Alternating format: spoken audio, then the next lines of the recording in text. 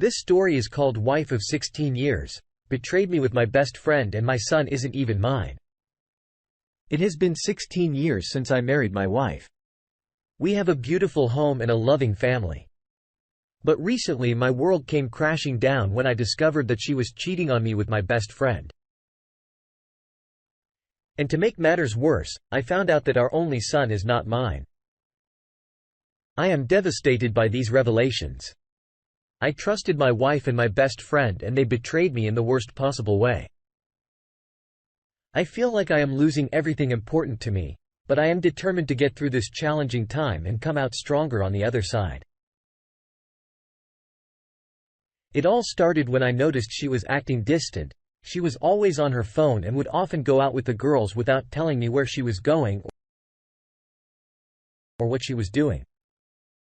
I asked her about it but she brushed me off and said I was being paranoid, but I couldn't shake the feeling that something wasn't right. So I decided to follow her one night when she said she was going out with her friends. Sure enough, I found her at a hotel with my best friend. I couldn't believe it. I had known this man for over 16 years of my life and he had betrayed me in the worst way possible. I did not confront him right away. Instead, I wanted to get more evidence. I didn't have time to keep following them. So I decided to hire a private investigator. The investigator found that they had been meeting up for a long time. The private investigator continued to compile surveillance of them.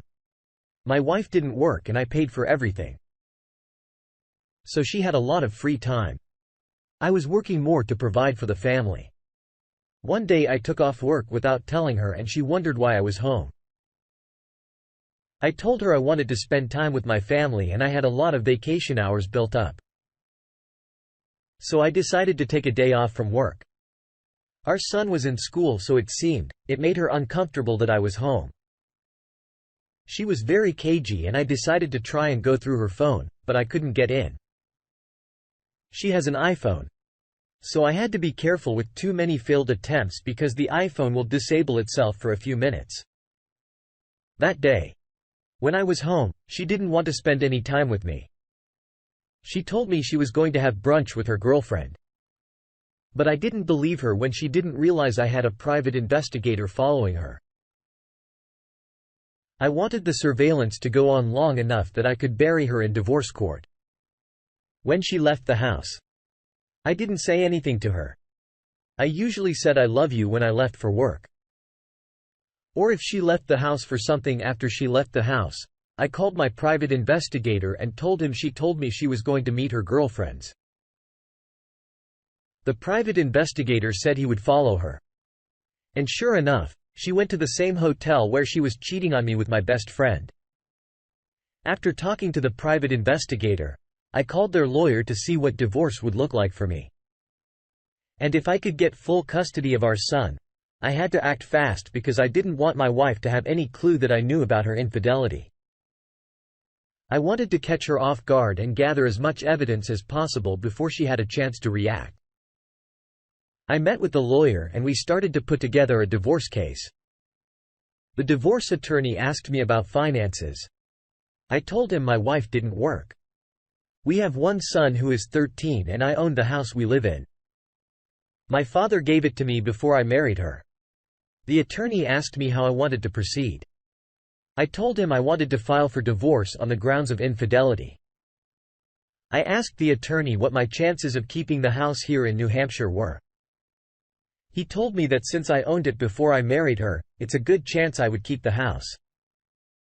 I had been paying all the bills and providing for the family and it wouldn't be easy for her. The attorney also said that if I could get evidence of the affair, it would help my case. I told him I had a private investigator following her and that I would have the evidence soon. The attorney said he would start to file the paperwork for the divorce. After meeting with the attorney, I called my mom and told her what happened. She was shocked and told me something that shook me. She said, "I have been meaning to tell you this for years. But my grandson doesn't have any of your features, not even your eyes." I was in disbelief. I asked her what she meant. She said, "When we were at the hospital after he was born, he didn't look anything like you." I asked her why she didn't tell me this sooner. She said I didn't want to hurt you because I knew how much he meant to you. I was devastated. My wife had been cheating on me for years and now my son may not be mine. My mom flat out said that my son resembled my best friend. After my mom revealed her shocking revelation to me, I had to figure out what I could do to get a DNA test for my son without my wife knowing. I wanted to be sure before I took any legal action. I didn't want to go through with the divorce if there was a possibility my son wasn't mine. So while my wife was still out cheating with my best friend, I went to my son's school and took him to our family physician to get a DNA test without my wife knowing. About 2 weeks passed. And my worst fears were confirmed. My son was not mine.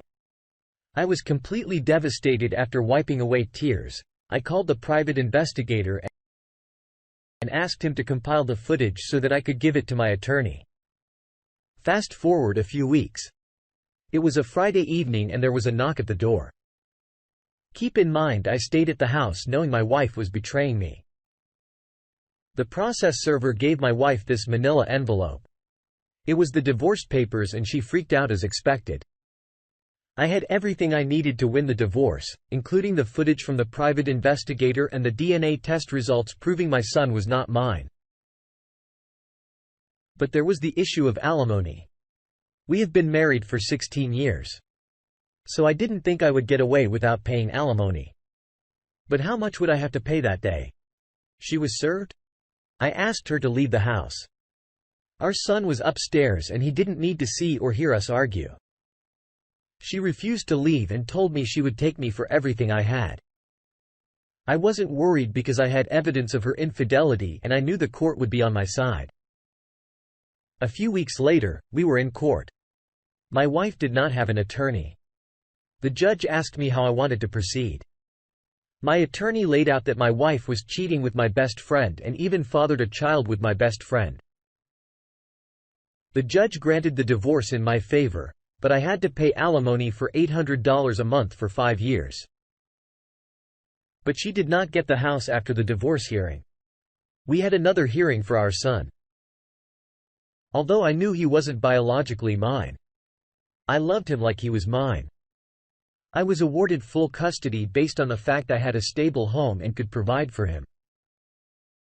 I did not let my ex-wife's affair partner off the hook. Over the coming weeks, I sued my ex-best friend for interfering with my marriage and I gave the footage to his wife. Yeah, he was married. It's been 6 months since the divorce.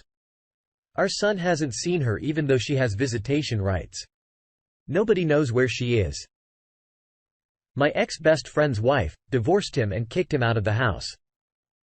I know a lot of people will ask, why am I taking care of someone else's kid? Well, I raised him.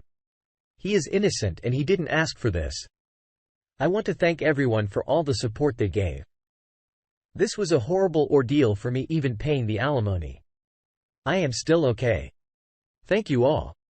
If you enjoyed the story, please like, comment and consider subscribing to the channel for more content. I appreciate your time.